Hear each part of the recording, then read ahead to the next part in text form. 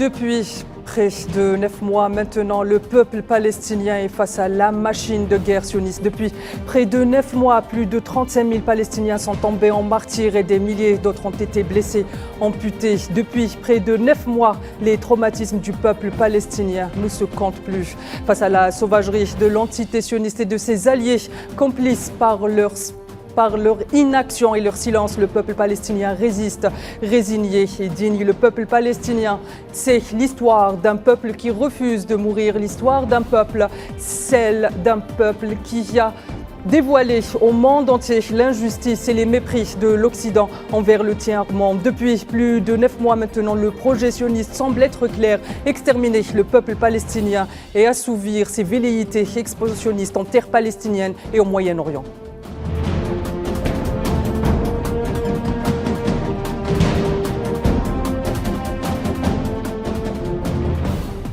Madame, Monsieur, bonsoir. Vous êtes en direct sur Al24 News. Vous regardez l'échiquier international et ce soir aussi, on se penche sur la situation en Palestine occupée, plus précisément à Gaza, où la situation humanitaire devient de plus en plus alarmante. Et pour en parler de cette situation humanitaire et de la situation géopolitique, j'aurai le plaisir d'être accompagné ce soir de Khaled Ben Boutrif, médecin volontaire à Gaza, qui nous rejoint depuis Gaza. Bonsoir, Monsieur Ben Boutrif. Merci d'avoir accepté notre invitation. Bonsoir, mademoiselle Bekassi. Je vous salue de Gaza. Là où je suis arrivé il y a une semaine. On est arrivé le 27 par Amman et nous avons traversé donc la Cisjordanie et nous sommes rentrés par le passage de Karam Sel, qui se trouve totalement au sud de Gaza. Et de là où nous avons rejoint Dir el-Balah, qui se trouve au milieu de la bande de Gaza. On a séjourné 2 jours pour rejoindre après l'extrême nord, où nous sommes à Jebelia, au nord de Jebelia, à la frontière de Beit Lahia, à l'hôpital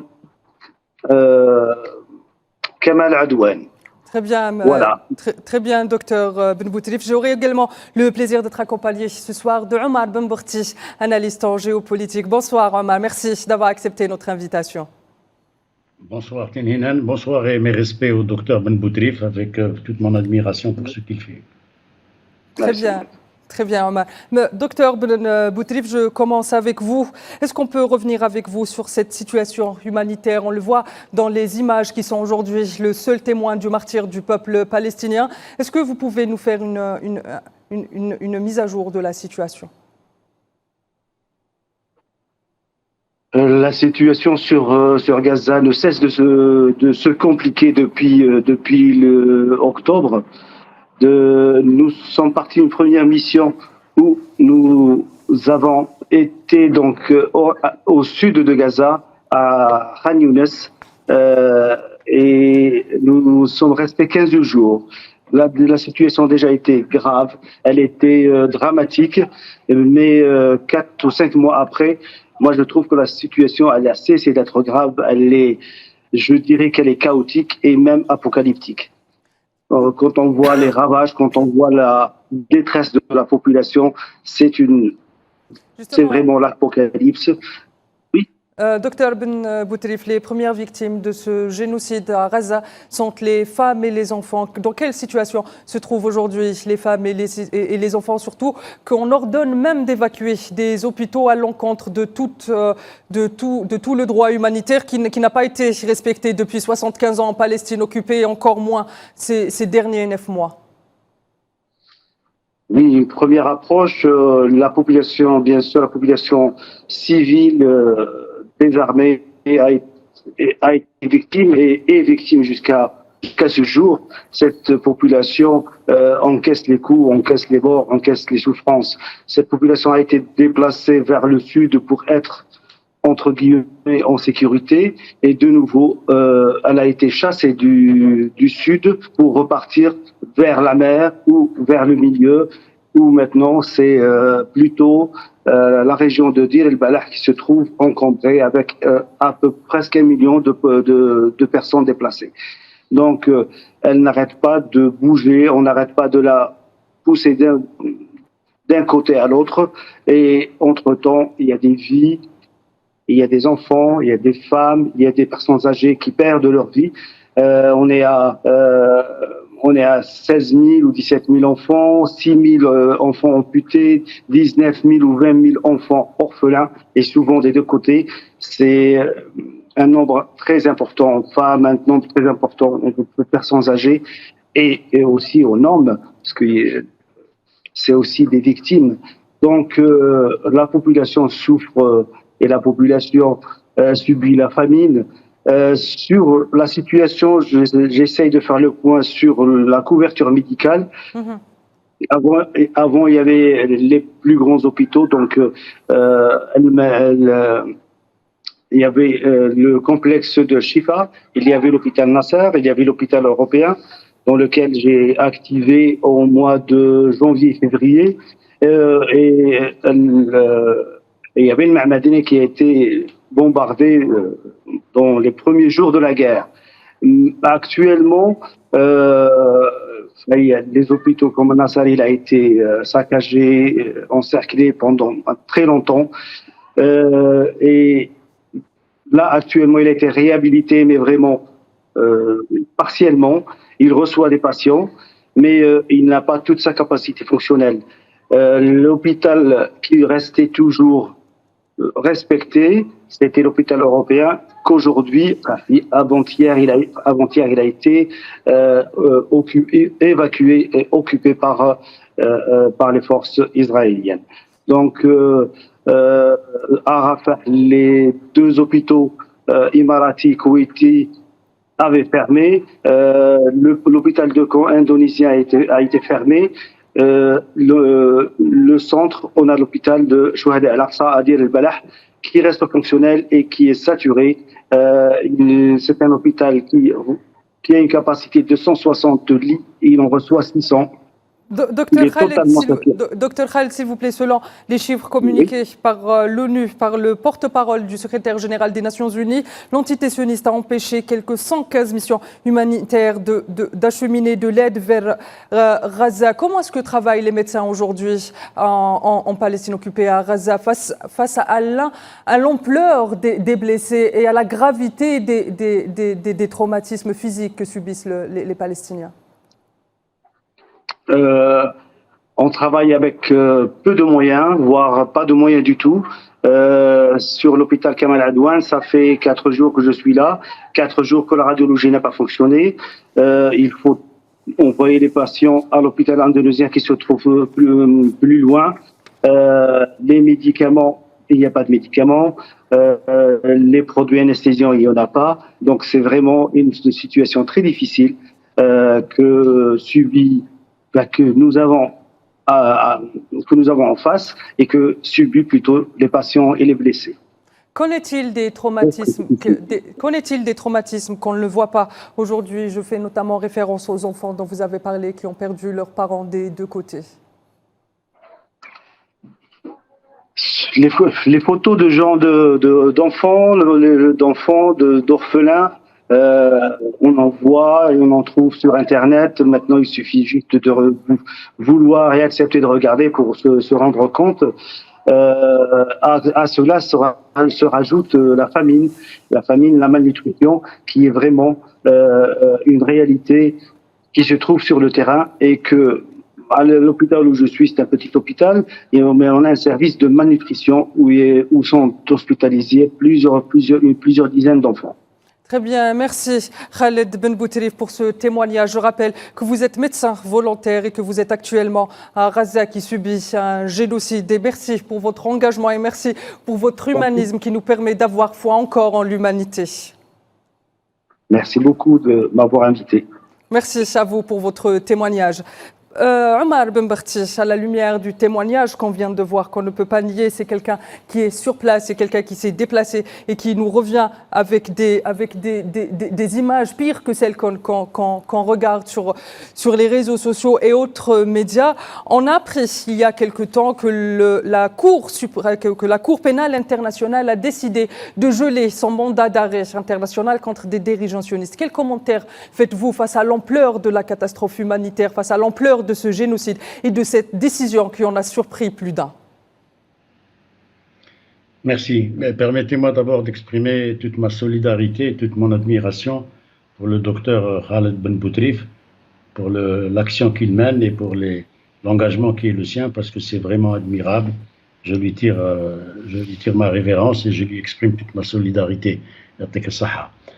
Concernant ce que vous dites à propos des dirigeants sionistes et de ce que vous appelez la Cour pénale internationale ou la Cour de justice internationale, ces machins-là, à mon sens, n'ont aucune espèce de vérité ni de réalité. Ce sont des organismes qui ont été créés par un autre machin qui s'appelle l'Organisation des Nations Unies et qui n'a aucun pouvoir sur rien du tout. Ce sont les Américains qui décident de leur situation, qui décident de leur influence. Et donc, à partir du moment où nous savons que ces États-Unis d'Amérique, avec l'entité sioniste, sont bâtis elles-mêmes et eux et l'entité sioniste sur des mensonges, ces deux mensonges-là sont en train de s'efforcer de gérer l'humanité, sauf que maintenant, les choses ont beaucoup changé, beaucoup évolué. L'humanité a pris conscience que le mensonge sur lequel s'est bâti l'Amérique et le mensonge sur lequel est bâti l'entité sioniste, ça ne marche plus. Et la barbarie qui est déployée sous nos yeux, elle est insoutenable. On ne peut pas accepter une telle situation. Ce n'est pas possible de laisser une armée pendant 9 mois bombarder des civils matin, midi et soir. C'est intolérable, c'est injustifié, c'est inacceptable. Mais c'est acceptable malheureusement parce que nous savons que les États-Unis avec l'Occident, les pays d'Europe sont solidaires de cette entité sioniste, mais nous savons aussi que les pays arabes sont des lâches. Et à partir du moment où cette lâcheté s'est exprimée, elle s'exprime ouvertement devant le mensonge qu'incarne Joe Biden et qu'incarne Netanyahou, cette armée que personne ne pouvait battre, le Hamas vient de donner la preuve qu'elle pouvait être battue et qu'elle pouvait être menée par le bout du nez pendant 9 mois. 9 mois pendant lesquels elle n'a fait que bombarder des innocentes victimes. Et le travail que fait le docteur Ben Boutrif, Cheikh Khaled, avec toute l'admiration que l'on peut développer à son égard, c'est un travail qui remet en cause le peu d'humanisme qui existe au niveau des dirigeants de l'Europe et des dirigeants de l'Occident, parce qu'on observe systématiquement un carnage qui s'opère régulièrement de manière méthodique et avec le soutien invétéré de l'entité sioniste et des pays d'Occident pour une organisation de terroristes. Smotrich ou Ben Gvir et Netanyahou ne sont que des criminels, rien d'autre. Et ce serait leur accorder trop d'importance que de les considérer comme des stratèges. Ils n'ont aucune stratégie, ce sont des tueurs, des barbares qui sont en train de massacrer un pauvre peuple. Mais un peuple qui n'est pas si pauvre que ça, parce que ce peuple se bat pour sa dignité, ça prendra le temps que ça prendra, mais ce n'est pas Anthony Blinken ou Biden qui vont résoudre le problème de nos amis palestiniens. Justement, vous avez parlé de ce manque de stratégie des dirigeants de l'entité sioniste après 9 mois de génocide à Gaza. Aucun des éléments annoncés avant cette opération n'a été atteint sur la bande de Gaza. Je parle d'objectifs militaires en mettant les guillemets et en citant les dirigeants sionistes. Finalement, aujourd'hui, quel est l'objectif de l'entité sioniste, voyant clairement que sur le terrain, elle a perdu la donne, mais aussi sur la donne médiatique, elle l'a perdu parce que les populations du monde entier ont clairement soutenu de façon inconditionnelle la Palestine occupée et le peuple à Gaza. Quels sont les objectifs de l'entité sioniste aujourd'hui? Ils n'ont qu'un seul objectif, cher Tinhinan. Ils n'ont qu'un seul objectif et les opinions internationales, comme vous l'avez si bien dit, ont condamné de manière inconditionnelle, comme vous avez insisté là-dessus, cette opération barbare et criminelle. Mais le seul objectif qui est le leur, cet organisme factice, inventé de facto par les États-Unis, l'Angleterre, etc., cet organisme n'a qu'un seul objectif, c'est de détruire ce peuple palestinien, de détruire sa résistance et de le faire évacuer. Ils veulent qu'il quitte Gaza, mais ça fait 9 mois, ils n'ont pas réussi, ils n'ont atteint aucun des objectifs militaires, entre guillemets, parce que militaires, ils n'en avaient pas. On ne s'attaque pas à une population civile. Ils disent que le Hamas est une organisation terroriste. Le Hamas n'est pas une organisation terroriste, c'est une organisation de résistance. les dirigeants du Hamas ne sont pas des terroristes, ce sont des résistants. Je rappelle que même les Nations Unies, je me permets de vous couper, je rappelle que même les Nations Unies accordent ce statut au mouvement de résistance dans les territoires non autonomes et occupés. Bien sûr, bien sûr. Même la Charte des Nations Unies reconnaît qu'un peuple qui est sous occupation n'est pas un peuple terroriste, c'est un peuple qui se bat. C'est un peuple résistant, comme l'a été la France, comme nous l'avons été nous-mêmes, etc., etc. Comme l'apartheid en Afrique du Sud. Et ce qui est horrible, ce qui est indécent, ce qui est inacceptable, tout ce qui peut faire mal à l'esprit de l'humanité, c'est que ces gens-là ne s'arrêtent pas. Et personne n'est en mesure apparemment de les arrêter. Bien sûr qu'il y a la Turquie, l'Iran en face, une armée, la Tokhar, qui n'abdique pas, qui ne peut pas être vaincue, et une démocratie. Ça n'a rien d'une démocratie. Est-ce que vous avez vu, vous, des démocraties? Bien sûr que la démocratie telle qu'elle est entendue en Occident a passé son temps à bombarder au Vietnam, elle a passé son temps à bombarder en Algérie, au Napalm, et elle passe son temps aujourd'hui à bombarder une population civile sans aucune défense. Les seules défenses qu'il y a, ce sont les militants, les soldats en civil, les jeunes du Hamas qui se battent résolument et qui donnent une fessée, puisque tous les jours aujourd'hui, maintenant, il y a 10, 15 à 20 morts déclarés du côté de l'entité sioniste, avec toute l'armada qui est la sienne, avec ses blindés, avec son aviation, avec ses satellites, etc. Donc, on est face à une situation qui nous interpelle et encore une fois, je suis désolé, mais ça fait mal au cœur, mais de voir qu'il y a un Algérien comme le docteur Ben Boutrif qui se déplace jusqu'à Gaza pour essayer d'apporter le peu qu'il puisse apporter à la souffrance de ces populations, c'est déjà admirable. Et ça prouve que l'opinion internationale, l'humanité continue d'exister et qu'elle va finir, elle finira bien entendu, par rendre raison à ce peuple palestinien. La solidarité, c'est une force et elle est le propre de l'humanité, non pas des dirigeants qui continue à armer jusqu'au dans l'entité sioniste. Monsieur Ben Barti, vous avez parlé de ces velléités expansionnistes de l'entité sioniste sur la bande de Gaza et sur l'ensemble du territoire palestinien occupé, que ce soit, on l'a vu depuis le 7 octobre en Cisjordanie, occupé. Pas moins de 556 Palestiniens ont été martyrisés, ou encore des arrestations par centaines de milliers se sont multipliées depuis le 7 octobre dans le cadre de ce qui est un crime de punition collective. Est-ce qu'aujourd'hui, ce constat, on peut le mettre sur le Liban et affirmer que l'entité sioniste a clairement des velléités expansionnistes sur le Liban, vu comment elle menace, je cite là encore, qu'elle menace le Liban d'une guerre générale et globalisée? Ce n'est pas tant l'entité sioniste qui est à condamner ou qui est à montrer du doigt, ce sont ceux qui sont derrière elle. L'entité sioniste, ce n'est rien d'autre qu'un pion qui est armé par un pays qui s'appelle les États-Unis d'Amérique. Et donc, les velléités, comme vous dites, de cette entité de vouloir étendre vers le Liban ou vers la Syrie ou vers la Jordanie, etc., ou vers l'Égypte même, pourquoi pas, cette capacité de nuisance, ce n'est pas elle qui est en mesure de le faire. Elle n'est pas en mesure de le faire, d'où l'explication des déplacements du ministre de la Défense sioniste et prochainement de Netanyahou aux États-Unis, parce qu'il y a aux États-Unis un lobby sioniste, bien entendu puissant, qui règne au niveau de la Maison-Blanche. Blinken est un sioniste, Joe Biden est un sioniste, et toute l'armada qui est avec lui sont des sionistes. Mais ces gens-là sont en but à des situations de contradiction et conflictuelles qui se développent dans leur propre pays, ce qu'ils ne disent pas. Mais ils sont en train d'affronter des situations telles que Joe Biden va sauter, Inch'Allah, et Blinken, bien sûr, avec toute sa panoplie de sionistes au département d'État vont sauter, et l'entité sioniste va se retrouver seule. Ce qui risque de lui arriver, même si Trump prend le pouvoir à la suite de Biden, c'est que le lobby,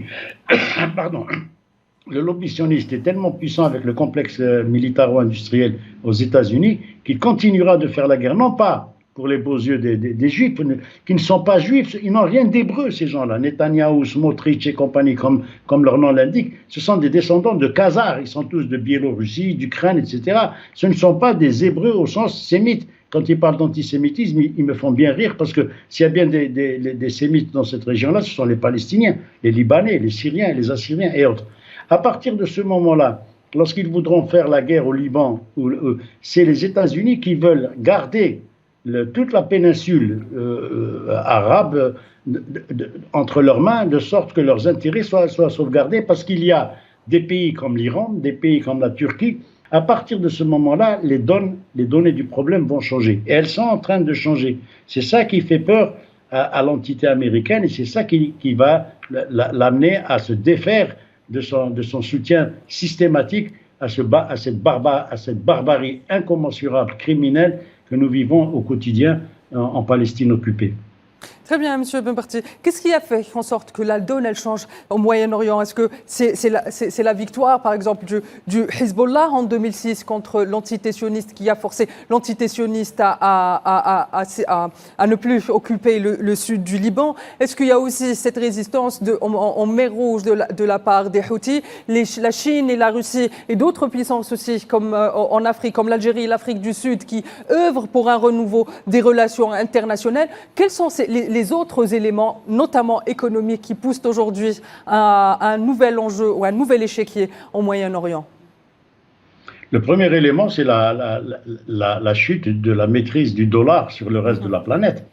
Le fait que le dollar ne soit plus la seule monnaie qui dictait tout ce qu'elle voulait à l'ensemble des autres pays de la planète, ça c'est la première raison économique.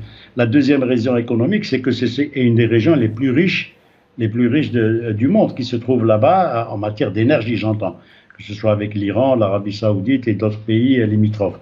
À partir de ce moment-là, vous comprendrez bien que jamais les États-Unis ne céderont pour ne pas exploiter. Je rappelle que c'est Chevron, l'entreprise américaine, qui est chargée d'exploiter le gaz qui a été découvert au large d'Israël. Et l'entreprise Chevron, elle a suspendu ses travaux parce qu'elle a peur justement des réactions du Hezbollah. Mais le Hezbollah est beaucoup plus puissant que ce que ne pensent les États-Unis. Je ne parle pas des sionistes, parce que si demain les Israéliens ont le malheur pour eux d'attaquer frontalement le Hezbollah, c'est Israël qui sera détruite, complètement lessivée. Il n'y aura plus de Tel Aviv, il n'y aura plus rien. Et même lorsque le président de la Fédération de Russie, Vladimir Poutine, a dit qu'il allait donner des armes à tous les pays qui s'opposeraient à l'hégémonie américaine, vous avez bien compris que même les Palestiniens pourraient être dotés eux aussi d'armes nucléaires tactiques. C'est-à-dire que ça, les militaires israéliens, ils le savent. Eux, ils le savent.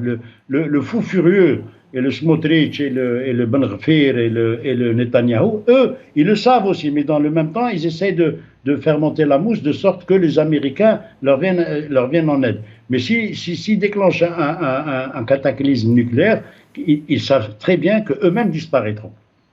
Très bien, Monsieur Ben Barty. Une dernière question brièvement. Vous avez parlé des élections américaines, mais aujourd'hui, Trump, vous l'avez dit, Trump et Biden sont pratiquement pro-israéliens, enfin pro-sionistes tous les deux. Mais comment la donne peut changer si Trump est donné gagnant de cette élection? Brièvement, s'il vous plaît, Monsieur Ben Barty.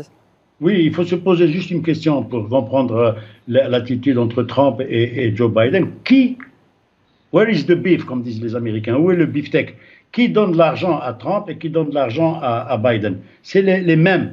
C'est les mêmes qui donnent du fric à l'un et à l'autre. Et donc, vous savez que pour être président aux États-Unis, il faut beaucoup d'argent. À partir de ce moment-là, ceux qui donnent de l'argent vont maintenant décider. Et vous avez suivi ce qui se passe actuellement. Il y a des démocrates qui sont en train de demander l'effacement de Joe Biden. Mais lui, avec sa famille, bien entendu, ils ne veulent pas quitter parce qu'ils ont beaucoup de choses à défendre. C'est comme Netanyahou en Israël. À partir du moment où Trump prendra le pouvoir, bien sûr qu'il y aura des réaménagements, mais toujours est-il que le lobby tel qu'il existe avec Barack Obama, Bill Clinton et toute cette armada de truands qui règnent aux États-Unis, ceux-là même sont menacés actuellement. Très bien. Merci, Monsieur Omar Ben Barty, pour tous ces éclairages apportés ce soir. Madame, Monsieur, c'est ainsi que s'achève cet échiquier international. Je rappelle que j'ai eu l'honneur et le plaisir d'être accompagné ce soir de Omar Ben Barty, analyste en géopolitique, mais également l'honneur et le plaisir d'avoir reçu sur ce plateau l'admirable Khalid Ben Boutrif, médecin urgentiste, actuellement en mission à Gaza. Quant à vous, très chers téléspectateurs, il ne me reste plus qu'à vous souhaiter une excellente suite des programmes sur Al24 News et à demain.